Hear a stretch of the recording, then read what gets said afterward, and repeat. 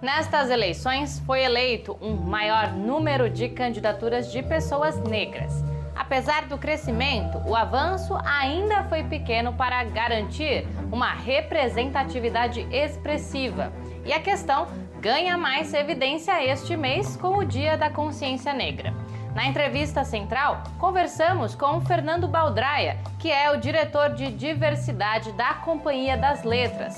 Ele fala sobre a importância em se considerar gênero e raça no mercado editorial. Nossa reportagem destaca as vitórias mais emblemáticas nas urnas para a população negra. Eu sou Pamela Oliveira e a Central do Brasil está no ar. Central do Brasil. O povo demonstrou nas urnas que não está disposto a arriscar na insegurança que o bolsonarismo traz com o seu falso discurso de nova política. Contudo, os partidos mais conservadores e tradicionais foram os que mais receberam votos e houve menos espaço para mudanças. Vamos acompanhar a avaliação de Miguel Stedley, editor da newsletter Ponto. Embarque imediato. Há 32 anos atrás, um plebiscito acabava com a ditadura de Augusto Pinochet no Chile. O NO foi vitorioso graças à conjunção de dois fatores. Primeiro, uma coalizão de 16 partidos que iam do centro até a esquerda. E segundo, um programa que não olhava para trás, mas jogava na defesa e num projeto para o futuro. Essas duas lições foram aprendidas e apresentadas pela esquerda no primeiro turno. Candidaturas que chegam ao segundo turno conseguiram demonstrar essas duas características. Primeiro, unidade em torno da derrota de um inimigo maior, o bolsonarismo, o neofascismo. Segundo, um projeto de transformação, soluções concretas. A população demonstrou nessas eleições que não está disposta a embarcar em novas aventuras. Ao contrário, quer soluções para a crise econômica que se avizinha, para a pandemia do coronavírus e espera isso dos próximos prefeitos. Por isso, o caminho para a esquerda neste segundo turno e para 2022 passa por esses dois elementos.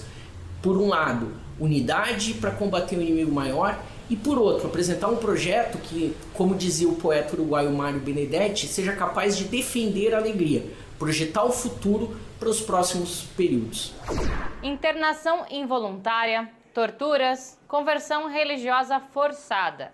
Essas são algumas das denúncias feitas sobre o método utilizado pelas comunidades terapêuticas com pessoas que fazem uso abusivo de álcool e outras drogas e procuram tratamento. Em sua maioria, as instituições estão vinculadas às igrejas. Vamos saber mais na reportagem de Afonso Bezerra. Nacional. O volume de repasses de recursos federais para comunidades terapêuticas aumentou no primeiro ano do governo Bolsonaro.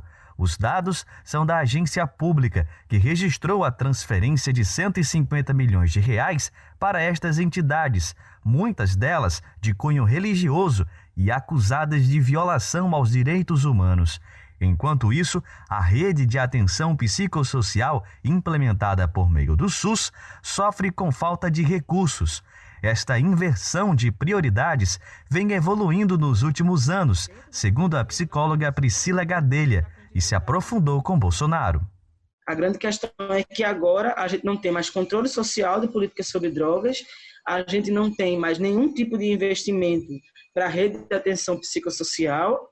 E aí hoje a lógica de investimento vai se voltando cada vez mais para as comunidades terapêuticas, inclusive a partir de agora, com o último decreto que foi colocado de financiamento a partir de bens do tráfico para as comunidades terapêuticas. As comunidades terapêuticas são acusadas de diversas ilegalidades. Relatório do MPF aponta crimes como privação de liberdade e uso político dos espaços. Inspiradas no modelo contestado de encarceramento e abstinência, as comunidades dão continuidade a um modelo segregador, como explica Dudu Ribeiro, coordenador do projeto Iniciativa Negra por uma Política sobre Drogas. São assediadas as suas famílias, parentadas nessas comunidades, e elas passam por um outro regime de privação de liberdade e de exploração dos seus corpos e de produção de violências que ocorre dentro dessas comunidades, como, por exemplo, o trabalho análogo à escravidão, já registrado em inúmeras experiências. Essa prioridade ao modelo das comunidades terapêuticas tem ligação com o peso eleitoral de alguns setores de igrejas católicas e evangélicas, que têm interferido cada vez mais nas decisões e no orçamento do Estado brasileiro, como analisa Jéssica Souto, coordenadora dos movimentos no Rio de Janeiro. As igrejas que estão ocupando esses espaços periféricos onde o Estado não ocupa, que são as igrejas que estão minimamente controlando massas, né, dentro e fora das favelas. Então isso diz muito sobre como o Estado está pensando a saúde psicossocial das pessoas. Elas se definem como sertanejas, inventivas, curiosas e desenroladas. A dica de hoje é do baiano Pablo Luan, de Juazeiro, sobre um podcast dessas mulheres.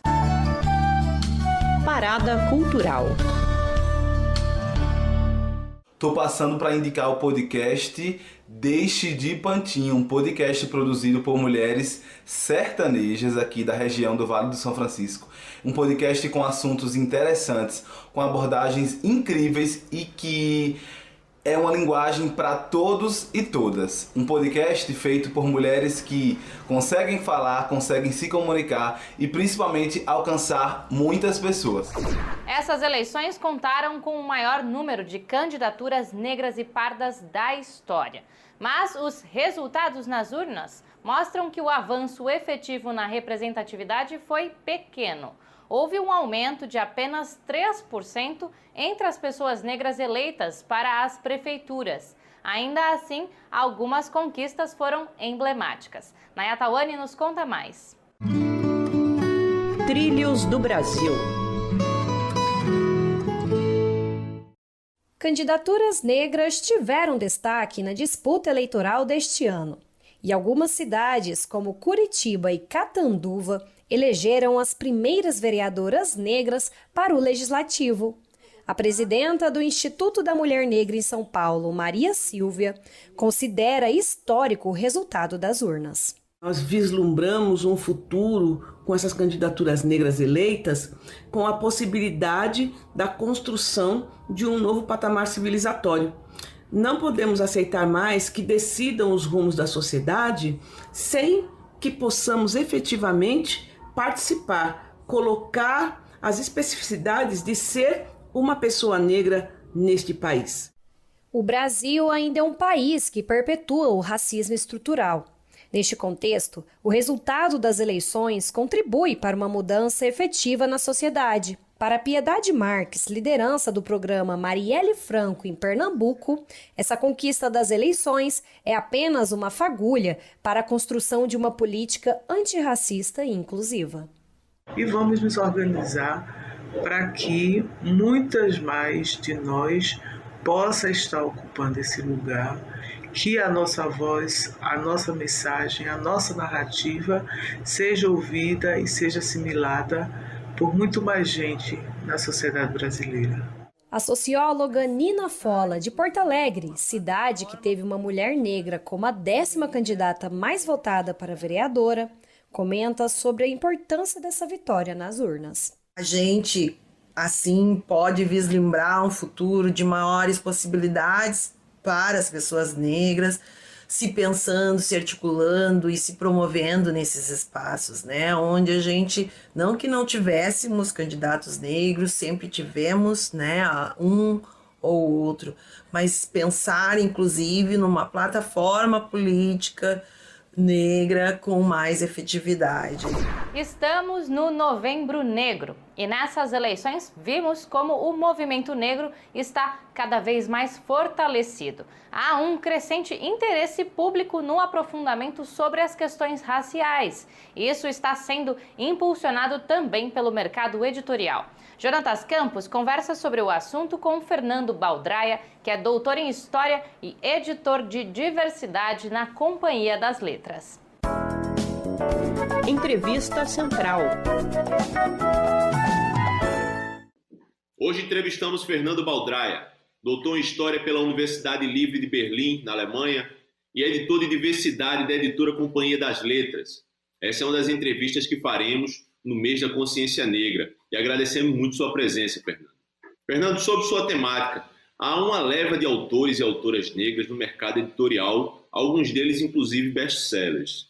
É possível dizer que já houve uma ruptura da hegemonia de pessoas brancas e homens no mercado editorial? A gente tem uma onda recente, alguma coisa que está acontecendo agora, mas se a gente fosse fazer um levantamento de conjunto, né, dos autores publicados, os livros em circulação no Brasil, autores publicados, fazendo essa divisão, pessoas brancas, sobretudo homens brancos, e pessoas não brancas, autores negros e autores, digamos, indígenas,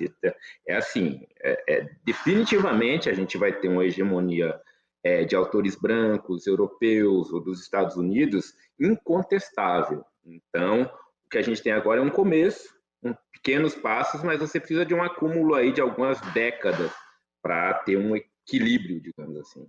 Você percebe uma boa recepção do público leitor com autores e autoras negras? O mercado editorial, no geral, tem tido uma abertura muito grande para autores e, sobretudo, autoras negras. Algumas são assim, basta ver o caso da Djamila Ribeiro, que é assim, um best-seller, mas mesmo outras autoras como Ana Maria Gonçalves, que também tem o Defeito de Cor, é um best-seller. Você vai ter o livro da Lélia Gonzalez acabou de sair, que também é um livro que está tendo uma presença muito grande. Então, eu acho que existe uma demanda realmente reprimida e que não é só uma demanda de mercado, digo, uma demanda de subjetividades, é uma demanda afetiva, uma demanda emocional por essas produções. Então, que elas são recebidas, elas são. Mas é como eu te disse, no conjunto, a gente não pode se deixar um pouco enganar pela realidade muito de momento, né?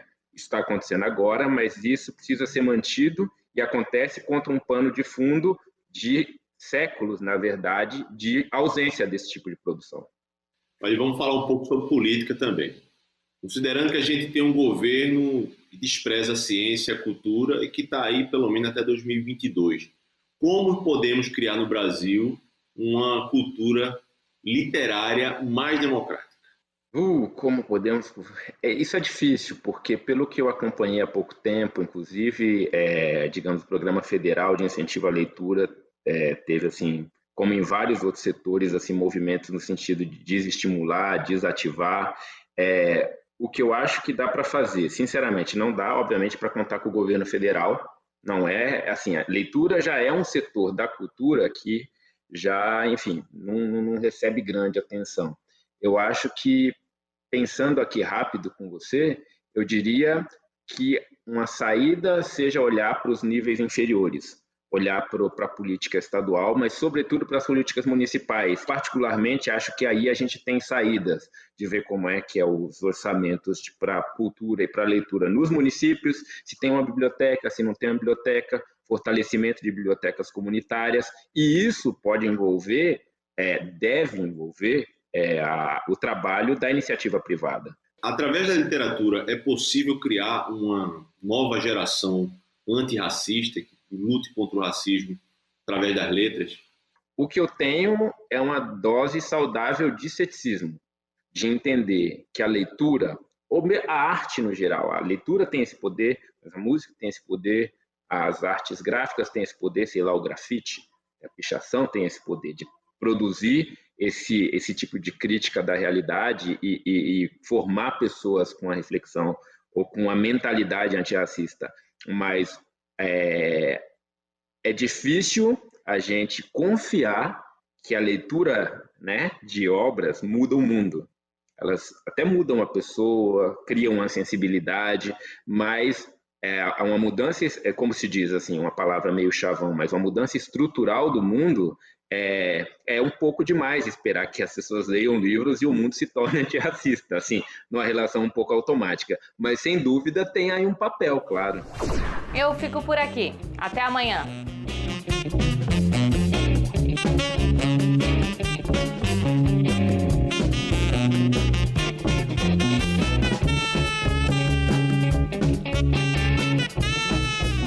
Central do Brasil, a rede de comunicação dos movimentos populares.